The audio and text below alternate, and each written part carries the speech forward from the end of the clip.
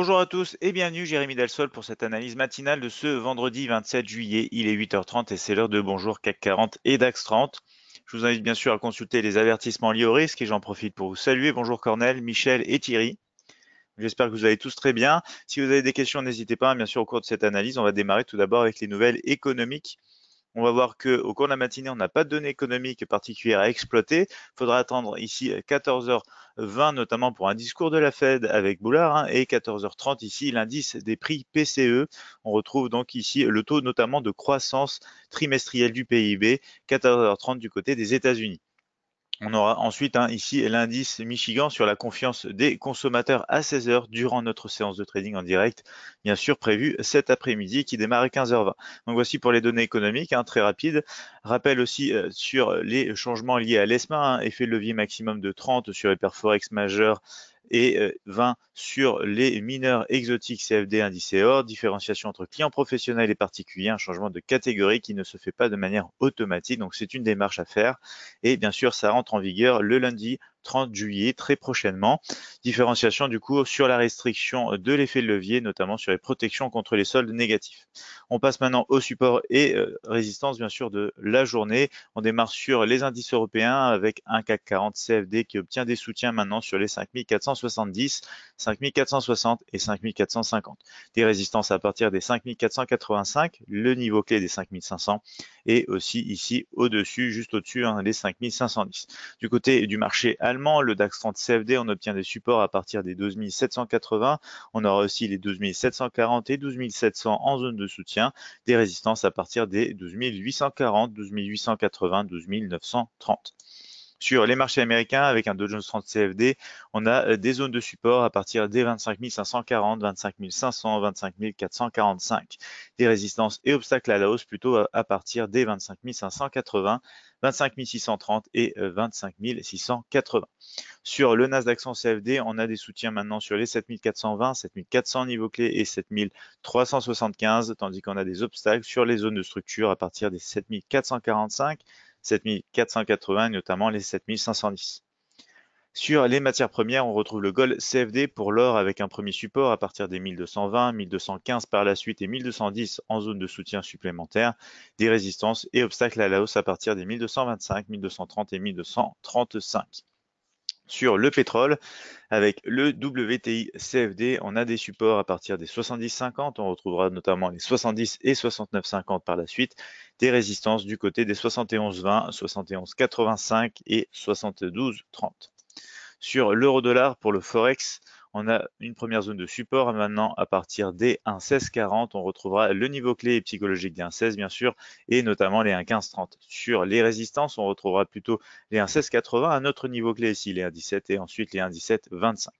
Pour les crypto-monnaies, on va voir tout d'abord le Bitcoin, BTC, USD, CFD, des zones de soutien sur les 7700, 7520 et 7340. On va le voir, un Bitcoin en retracement suite à la progression récente, des résistances du coup ajustées sur les 7900, 8100 et 8260. La crypto du jour, ce sera la crypto Dash, la crypto-monnaie Dash, DSH, USD, CFD, premier support sur les 235, suivi par les 225 et 215, tandis qu'on a des résistances plutôt à partir des 250, 265 et 280.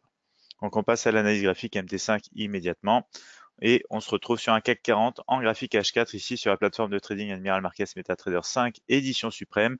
On va voir un CAC 40 donc qui retrouve ici vraiment un ton haussier maintenant. C'est à la fois sur les moyennes mobiles, c'est visible aussi sur le mini terminal qui est dans le vert entre la tendance, le momentum et la force. Et au niveau du price action, on est au-dessus des 5450 et on casse ici aussi pour l'instant les derniers points hauts. Donc sur un graphique M30, on va retrouver donc cet oblique qu'on avait aussi fini par casser. Vous le voyez, on a fini par rebondir même un petit peu dessus pour continuer la progression à la hausse. Les scénarios d'hier, ils sont ici. Donc on a eu avec ici donc le gap, le déclenchement et l'accomplissement, ça y est, du scénario aussi en direction des 5485. On va maintenant passer d'un graphique M30 en hausse aussi sur les moyennes mobiles, sur le mini terminal, à un graphique 5 minutes sur lequel je vais rajouter les points hauts et les points bas. Vous le voyez ici, on casse les derniers points hauts pour faire le test du niveau ici des 5485 niveaux de résistance intermédiaire. Donc au niveau des scénarios, ça va tout simplement être de cette nature, hein. Soit on va pouvoir repasser au-dessus, compléter un nouveau test avec les 5500 niveaux psychologiques, soit bien sûr on va retracer, on va peut-être aller combler le gap en direction notamment avant ici des 5470. Une fois dans cette zone, une fois que le gap sera comblé aussi avec les derniers points bas, on pourra peut-être retrouver plus de soutien bien évidemment à surveiller au cours de cette séance. Sur le DAX 30 ici, graphique journalier haussier, momentum et force positive, des moyennes mobiles qui sont confondues l'une avec l'autre, bientôt sur le point de se croiser. Ça va dépendre de cette séance, hein. Si on continue de progresser à la hausse, dès lundi, on aura tout simplement le croisement de ces moyennes mobiles. On est au-dessus des derniers points hauts et notamment sur les 12 700, enfin au-dessus des 12 740 niveaux de support journalier importants. Sur un graphique horaire, on est aussi à la hausse, hein, sur les moyennes mobiles et sur le mini terminal. Donc scénario haussier pour aller chercher les 12 740 qui s'est bien développé hier. On était d'ailleurs en séance de trading hier après-midi et j'ai réussi à exploiter donc le mouvement qui est parti, qui a fini par casser juste après la fin de la séance. Donc plutôt bonne position.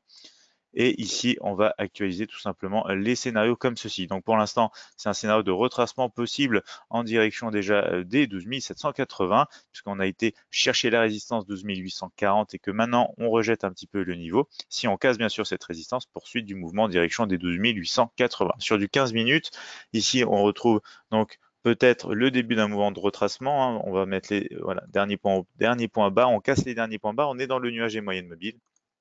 Donc on va peut-être retracer comme ceci si jamais on finit par casser la zone, hein. N'oubliez pas la poursuite de la tendance, toujours favorite bien évidemment. Donc voici pour le DAX au cours de la séance. On retrouvera bien sûr le DAX cet après-midi à partir de 15h20 dans notre séance de trading. Ici, on est sur un graphique maintenant des marchés américains avec le Dow Jones 30, hein, toujours à la hausse sur les moyennes mobiles. On a cassé les 25 380 niveaux de support majeur journalier ici sur ce graphique et on a un mini terminal dans le vert entre tendance, momentum et force. Ici sur un graphique horaire, on va s'apercevoir maintenant qu'on est en train de faire le test de la résistance des 25 580. Donc on va actualiser les scénarios. Poursuite possible du scénario haussier dans le cadre d'une tendance de la hausse, hein, à la hausse, pardon, justement en direction des 25 630. Si on casse bien sûr les 25 580, si on rejette ce niveau, on va pouvoir retourner un petit peu dans la zone inférieure, 25 540, pourquoi pas les 25 500 aussi bien sûr, qui représenteraient ici donc la partie basse d'un range. Si jamais on commence à rebondir trop souvent sur le haut, trop souvent sur le bas, cette zone pourrait représenter donc un futur range à surveiller, bien évidemment sur le marché américain, toujours en tendance haussière. Sur le Nasdaq 100, c'est la même chose, tendance haussière, momentum positif, on a juste un peu de force négative et on réagit sur le niveau de support journalier important des 7400. Sur un graphique justement horaire, ici on a cette zone qui a donc été en range pendant un moment. On commence à sortir par le haut, mais maintenant qu'on a déjà enclenché le scénario aussi en direction des 7445, il faudra peut-être surveiller, peut-être que cet après-midi on aura une cassure au-dessus des 7445. On verra ça bien évidemment ensemble. Ici dans cette zone, vous l'avez vu hier au cours de la séance, hein, c'était plutôt, fallait plutôt être prudent, j'ai envie de dire. Donc pour l'instant, je vais laisser tout simplement ce type de scénario. Si on réintègre ici, on pourrait avoir un petit peu un trading de range vers la partie inférieure. Ne pas oublier le niveau central est important, les 7400. Je préférerais bien sûr essayer d'exploiter des scénarios en dehors de ces niveaux ici où on a tapé déjà plusieurs fois sur le haut, plusieurs fois sur le bas. Sur le gold ici, pour le marché donc de l'or, hein, avec les matières premières, on a la poursuite de cette tendance baissière avec des moyennes mobiles toujours en forte configuration baissière, pente baissière, un mini terminal négatif au niveau de la tendance, momentum, seul positif, données positives pardon, au niveau de la force. Sur un graphique horaire, maintenant, on va s'apercevoir tout simplement qu'on est de retour sur la partie centrale du triangle d'indécision, donc il faut quand même surveiller aussi ce signal, enfin ce niveau-ci, hein. Si on casse comme ceci, on peut aller en direction des 1220. D'ailleurs, je vais ici actualiser. On est pour l'instant, du moins, dans le démarrage en fait d'un scénario baissier puisqu'on a quand même cassé les 1225. C'est juste qu'ici, il faut surveiller ce qui peut se passer et plutôt voir pour une cassure en poursuite, direction possiblement le niveau inférieur de soutien, les 1220. Scénario haussier uniquement si on repasse au-dessus ici, bien sûr, des 1225 sur le gold, mais étant donné la tendance de fond, on va chercher à favoriser bien sûr la poursuite de la tendance. Ici, je vais mettre les derniers points haut et bas et vous le voyez, on attend confirmation tout simplement plutôt avec la cassure des derniers points bas. Sur le WTI, pour le marché du pétrole, On a une tendance haussière sur le mini terminal, momentum et force négative, des moyennes mobiles en configuration haussière qui retrouvent légèrement une pente aussi à la hausse, le tout au-dessus du niveau majeur de support des 67,10. On va retrouver donc ici une oblique qu'on avait cassée. On avait attendu confirmation avec la cassure des derniers points hauts pour potentiellement aller en direction des 71,20. On n'a pas atteint concrètement ce niveau. On s'est arrêté sur les 71 et maintenant on corrige. Donc, je vais prolonger voilà, cette oblique comme celle-ci, puisque tant qu'on n'a pas cassé et réintégré sous les 70,50 et qu'on n'a pas réintégré et cassé non plus cette oblique, on peut trouver des soutiens possibles en direction de la hausse. Donc pour l'instant, on va laisser un scénario possible de rebond ici. Si en revanche, bien sûr, on n'a pas de confirmation et qu'on réintègre directement le niveau de support et l'oblique, ce sera pour un retour et un test ici des 70 avant les 69,50 sur le WTI pour aujourd'hui. Du côté de l'euro-dollar, on a réintégré ce triangle d'indécision suite au rejet, une fois de plus, de la moyenne mobile exponentielle 50 journalière. Donc tendance de fond toujours à la baisse, momentum et force négative sur le mini terminal. On est quand même toujours un peu en consolidation au niveau du price action, hein. On n'est pas encore concrètement dans une relance de la baisse propre et nette, hein, j'ai envie de dire. Donc on va aller sur un graphique horaire maintenant et on va voir du coup cette réintégration ici, hein, qu'on peut voir dans le triangle d'indécision, puisqu'on a ici donc l'oblique supérieur qui représente la partie haute du triangle. On a bien réintégré, on est venu très proche du niveau central du triangle d'indécision. Donc je vais mettre maintenant les points hauts, les points bas.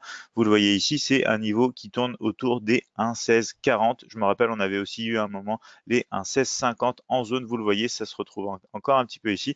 D'ailleurs, je vais pouvoir peut-être le mettre, hein, comme ça on verra cet après-midi ce que ça donne, le niveau aussi des 1,1650, cette petite zone en fait centrale autour duquel donc le triangle d'indécision se situe à l'heure actuelle.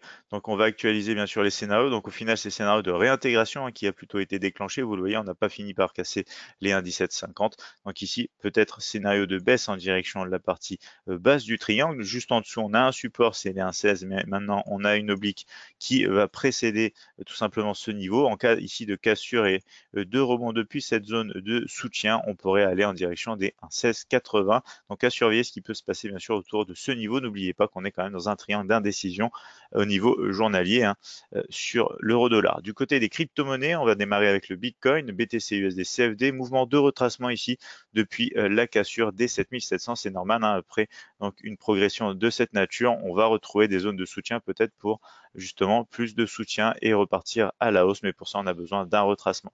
Donc ici, tendance de fond à la hausse, un momentum et force positive, des moyennes mobiles en configuration haussière, pente baissière, donc tendance bien sûr plutôt positive. Ici, on a un mouvement de retracement, donc on a cassé quelques zones de structure. On va peut-être aller tester les 7700. Tendance de fond aussi en H4 à la hausse. On va regarder maintenant ce qui se passe bien sûr sur un graphique encore un peu plus petit. En fin de compte, ce qu'on a eu ici, c'est la cassure de cette oblique, confirmée avec notamment les 8100. Et maintenant, on est de retour juste sous les 7900. Je vais mettre les points hauts, les points bas. On est dans la partie des points bas, tendance baissière, momentum négatif, force positive bien sûr sur un graphique horaire sur le mini terminal, puisqu'on est dans un mouvement de retracement. Ici, en fait, on a eu voilà, un mouvement, un canal haussier ici correctif avant d'engendrer un retracement complexe, pardon, entre ce point ici, donc je vais refaire le dessin, voilà, entre ce point ici, on a eu un mouvement comme ceci de correction et on va chercher peut-être encore un peu plus donc de soutien dans des zones inférieures pour trouver des prix plus intéressants avant que des acheteurs soient bien sûr intéressés pour la relance ici du Bitcoin. Donc pour l'instant, on va avoir un scénario de poursuite possible, hein, du moment qu'on reste sous les 7900 pour aller chercher possiblement les 7700. Et bien sûr, si on casse au-dessus, ici, on va pouvoir déjà aller refaire un test sur la résistance des 8100 avec des points hauts, des points bas. Ici, on s'aperçoit que les 8100 vont correspondre très probablement avec des zones de Fibonacci, hein. Vous avez l'habitude maintenant ici, la partie médiane, c'est exactement les 50% de Fibonacci. Juste au-dessus, on a les 61,8. Donc une zone qui peut être testée aussi sur plusieurs raisons, hein, soit pour trouver ici plus donc, de pression vendeuse, soit tout simplement pour essayer d'aller relancer la hausse ensuite en cassant par le haut. Donc voici pour le Bitcoin, on va passer sur la crypto du jour, le Dash, crypto-monnaie DSH USD CFD. En graphique journalier, ici, vous le voyez, les derniers points bas sont sur les 235 niveaux de support majeur journalier. Tendance de fond toujours à la baisse sur le mini terminal et les moyennes mobiles, même si on a fait ici un sommet plus haut que les sommets précédents. Pour l'instant, ça va se jouer ici si on crée un creux plus haut que le creux précédent. Si c'est pas le cas, on va peut-être repasser plutôt à la baisse. Si c'est le cas, on aura un retournement de tendance au niveau du price action. Ici, en graphique H4, on s'aperçoit qu'on est maintenant dans un triangle d'indécision. Alors hier, on avait un autre triangle, hein, je l'ai ajusté bien sûr avec les nouvelles négociations. On a maintenant ici cette zone qui va se jouer du coup avec une partie basse aux alentours des derniers points bas, des 235 et de cette oblique du trait en indécision, partie haute respectivement avec aussi les derniers points hauts, une zone de structure, les 250 en résistance et cette oblique. Donc ici, je vais ajuster les scénarios de cette façon ici, cassure par le haut, bien sûr, si on casse ces trois éléments, cassure par le bas et progression à la baisse de nouveau si on casse aussi ces trois éléments ici. Donc un scénario très simple en attente de sortie tout simplement d'un triangle d'indécision en accord avec des zones de structure. On passe rapidement sur un graphique horaire. Vous pouvez observer ici que sur le H4, on est plutôt baissier sur le mini terminal et les moyennes mobiles sont à la baisse. C'est la même chose sur le graphique horaire. Donc on va voir tout simplement si on a des réactions positives ou négatives aux alentours de ces niveaux de structure. On va regarder rapidement les autres crypto-monnaies analysées chaque matin au cours de la semaine. Ici, on peut retrouver par exemple l'Ethereum analysé hier.